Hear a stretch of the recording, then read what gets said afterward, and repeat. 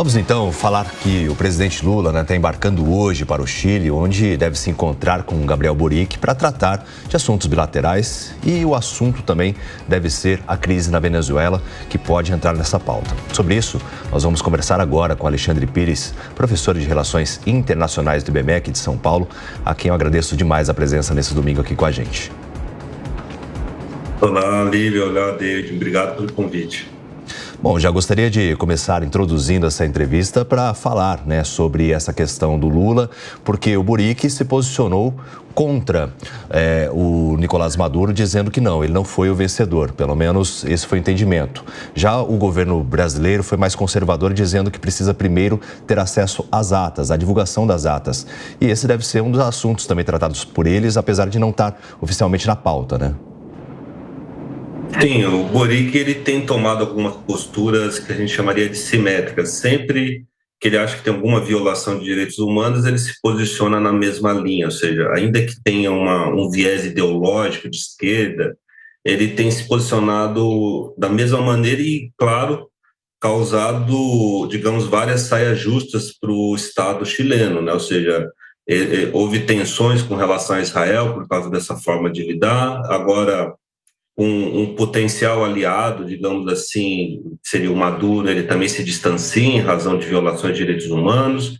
Então, essa postura dele tem sido, digamos, até coerente, ainda que do ponto de vista diplomático não tenha sido a mais dada. No caso do governo brasileiro, existe essa tensão, né, dele, ou seja, como se posicionar nesse mundo atual, né? Ou seja, as atas estão divulgadas ali pela oposição, numa quantidade grande.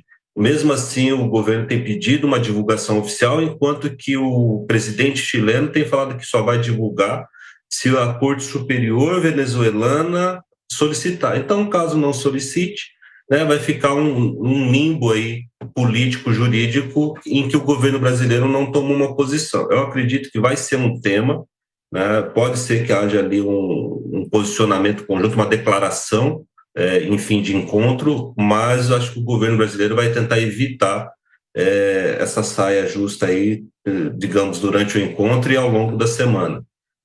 Professor, bom dia. Eu estou com os dados aqui da Apex, que eu quero compartilhar aqui com a audiência, para fazer a pergunta também para o senhor.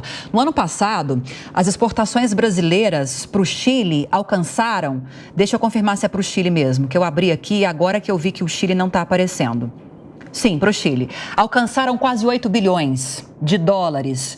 Eu queria que o senhor falasse um pouquinho para a gente sobre o que isso significa quando a gente pega um ranking de países que têm trocas comerciais significativas com o Brasil, e até agregando mais informações aqui também, os principais produtos exportados foram óleos brutos de petróleo, com quase 40% de participação no mercado chileno, carne bovina, veículos automóveis e derivados de soja.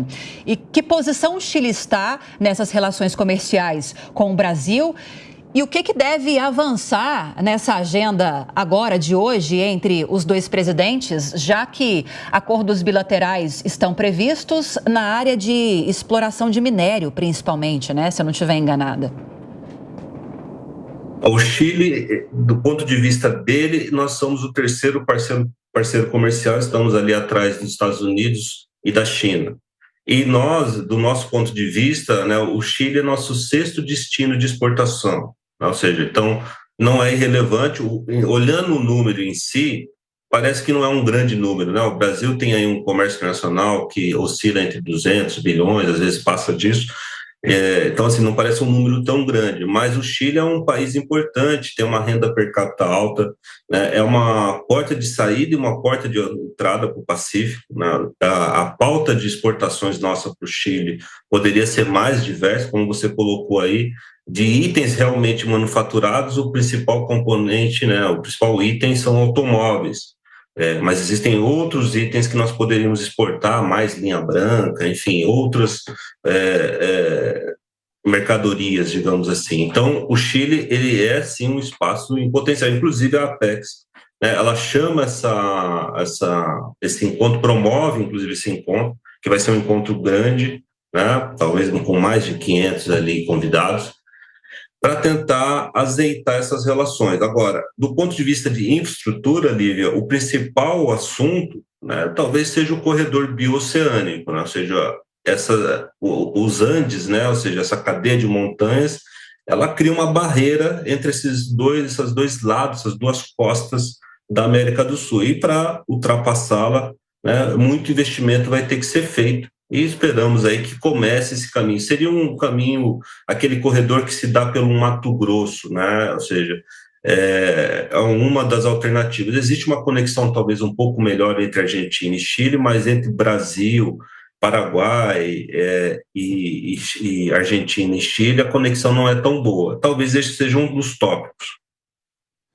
Bom, agora a gente introduz na nossa entrevista os nossos comentaristas também para fazer questionamentos, começando pela Ana. Bom dia, Alexandre. É um prazer revê-lo aqui no jornal. A minha pergunta diz respeito às questões que envolvem turismo. Me parece que uma das agendas desse encontro entre os presidentes, é justamente promover uma maior integração do turismo e trazer os chilenos para visitarem o Brasil e os brasileiros para visitar o Chile. Como exatamente funciona essa integração que eles estão pretendendo? Bom dia, Ana Beatriz, prazer revê-la também.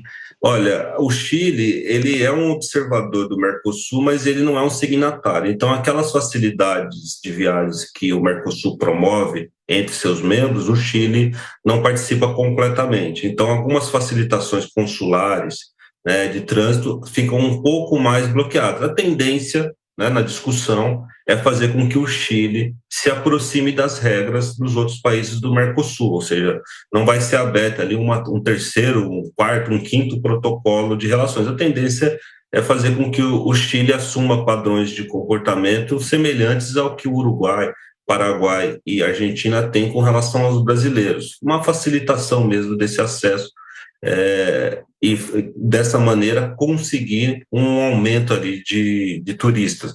Mas lembrando que não é um país tão grande, né? Ou seja, é um destino interessante para o Brasil, é interessante que o Brasil consiga receber mais chilenos, mas o impacto não é central. Nós sabemos que os grandes países que fornecem turistas para o mundo, né, não estão aqui na América do Sul.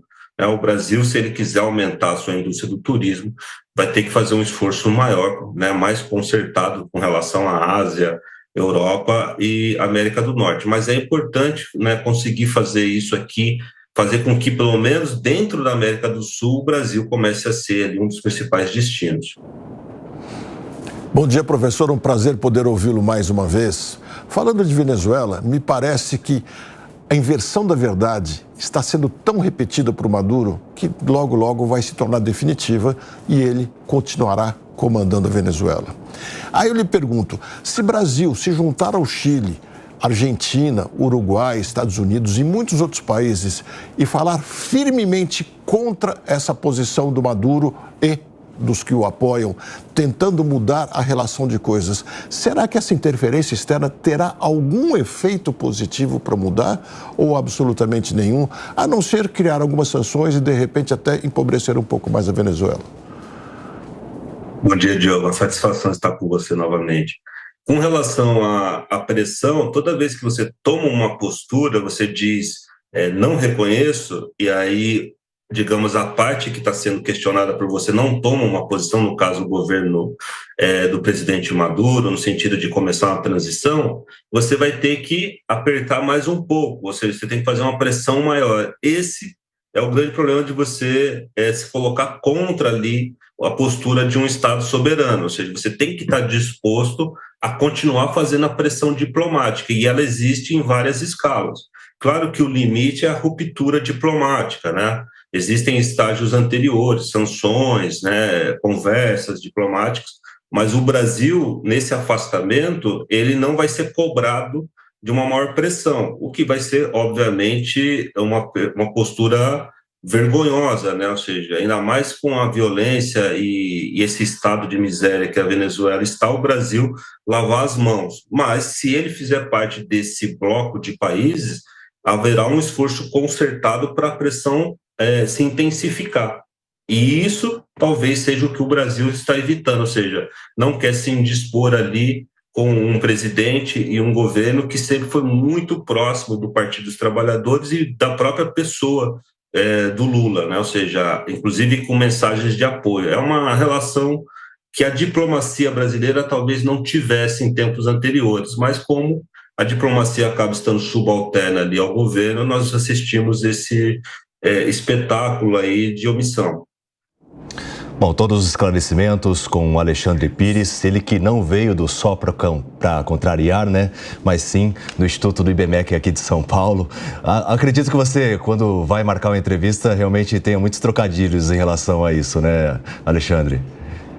Quase sempre tem. Os alunos nunca lembram disso por questão de outra geração, mas entrega um pouco a idade, né, David? Muito obrigado, viu, meu amigo, nesse domingo, por ter esclarecido aí pontos tão importantes em relação ao contexto internacional. Joia, obrigado, eu que agradeço. Temos um fã, então, de Só para Contrariar, vocês estão vendo, né? Exatamente, você que é mineira também deve gostar bastante. Admiro, viu?